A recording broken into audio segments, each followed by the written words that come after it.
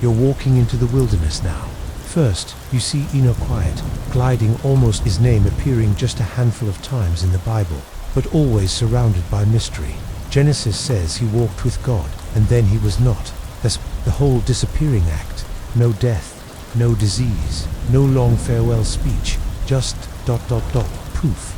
Ancient Jewish writings, like 1 Enoch, add color to his story, painting him as a scribe of heavenly secrets, even a watcher of angels. Fringe scholars like to nudge you and whisper that Enoch's transformation wasn't retirement, it was reassignment, that he was taken for a reason. Now you're pacing beside Elijah. You hear the horse's first chariots of fire blazing through the sky. This is not your grandma's exit strategy. Elijah doesn't die either. He's scooped up in a whirlwind, trailing fire, probably leaving every witness stunned and wondering if they've been sniffing too much frankincense. Elijah's story spans miracles, sarcasm you'd like him, and drought-breaking theatrics. In one particularly spicy showdown on Mount Carmel, he calls down fire from heaven to burn a drenched altar, and then throws in a few jabs at Baal's prophets for being on mute. Bold guy. Historians still argue whether Elijah's fiery exit was symbolic, myth, or misunderstood meteor. Either way, it's unforgettable. Then there's Moses, except technically, Moses does die. Or does he? That's where it gets weird. Deuteronomy says he died on Mount Nebo, but then adds that no one knows his burial place. Cue ominous music. Then the New Testament tosses in a twist. Moses shows up alive centuries later at the Transfiguration, just casually chatting with Jesus and Elijah, like it's a reunion tour. Also, the book of Jude mentions a strange event where the archangel Michael argues with Satan over Moses' body. Yeah, just your average celestial custody battle. You start to wonder, why are these three singled out? Maybe because all three interacted directly with God in wild, intimate ways. Enoch walked with him. Elijah heard his whisper after the storm. Moses saw his back while hiding in a rock cleft. They were not just prophets, they were threshold walkers, people who stepped beyond the veil and didn't seem bound by the usual mortal expiration dates. There's also this fascinating rule Hebrews 9:27 says, "It is appointed unto men once to die." So if Enoch and Elijah never died, is that loophole still open? Fringe theorists and some mainstream scholars speculate. Maybe these two are being saved for a final act. Maybe their exits weren't endings. Maybe they're scheduled to return, to finally meet death in the apocalypse. But why Moses? You feel the puzzle forming in your mind. Why would God allow even a hint of ambiguity around someone so central? He's the lawgiver, the one who split seas and faced Pharaoh, who watched his people rebel 40 years straight without throwing the tablets a second time. You suspect Moses' body was hidden for a reason, maybe not just to prevent idolatry, as some rabbis say, but because might need it again. You're leaning in now, a little breathless. The air smells like ancient parchment and desert sage. Somewhere out there, three men once stepped out of history, and you've got the creeping sense they never really left. The moon above shifts slightly. You feel like someone's watching, or maybe waiting. Asterisk, you're still walking, but the ground beneath your feet has changed. The cracked dust of Sinai gives way to cobbled alleys, oil lamps flickering as shadows stretch long and strange across Jerusalem's old city. You've stepped forward in time and right into the thick, churning prophecy of Revelation. Things feel heavier now, like the air is holding its breath. Somewhere beyond the stone walls, two figures are arriving, not quietly, not humbly. These are the two witnesses, and the world isn't ready for them. They're not just prophets, they're spectacles. You read the text. They're clothed in sackcloth. They breathe fire at their enemies, and they shut the sky so it doesn't rain.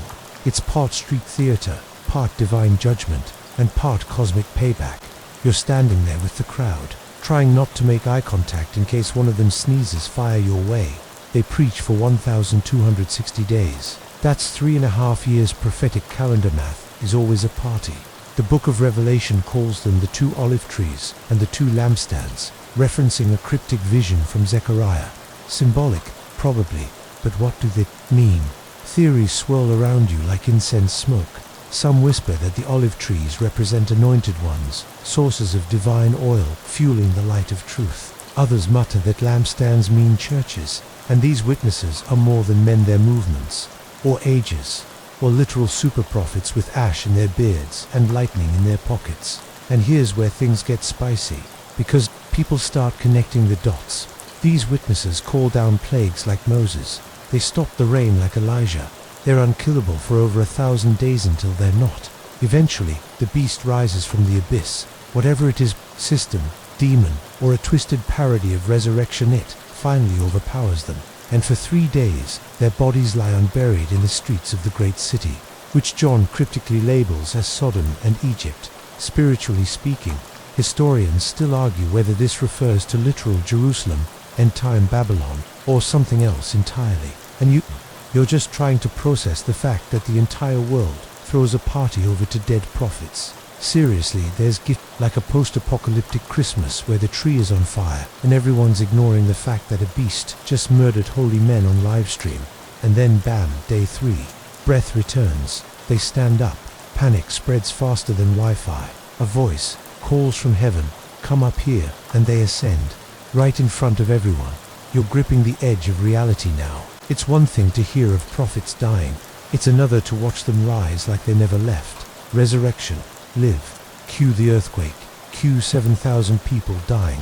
Cue the rest, finally starting to realize this might not be a street performance. You step back and ask the question buzzing in every half-awake prophecy nerd's head. Who are these two witnesses really? The crowd's guesses echo all around you. Some say Moses and Elijah after all. They've both appeared together before, at the Mount of Transfiguration. Their powers align with the signs these witnesses perform. Fire, plagues, rain, stoppage. It fits. Others insist on Enoch and Elijah, because both were taken, remember? No death. If all men must die once, maybe this is their appointed moment. Their grand finale. There's even a faction that throws in Peter and Paul, or John the Baptist, or 2 unknown future prophets we haven't even met yet, fresh off the celestial bench.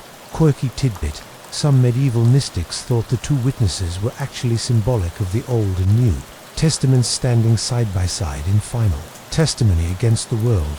But you're not done yet, because the way these witnesses behave, it's theatrical, yes, but also deeply personal. They challenge power structures, call out corruption, and refuse to shut up. They suffer, they die, and they rise. You can't help but notice that their story doesn't just echo ancient prophesied rhymes with someone else. Someone nailed to a cross, buried, and resurrected. It's as if the template of Jesus is burned into their mission. You feel the crowd part slightly. Something is coming, or someone. You can't see their faces, but you feel the weight of unfinished business. Old sandals returning to familiar dirt. The city holds its breath again. Asterisk, asterisk, asterisk.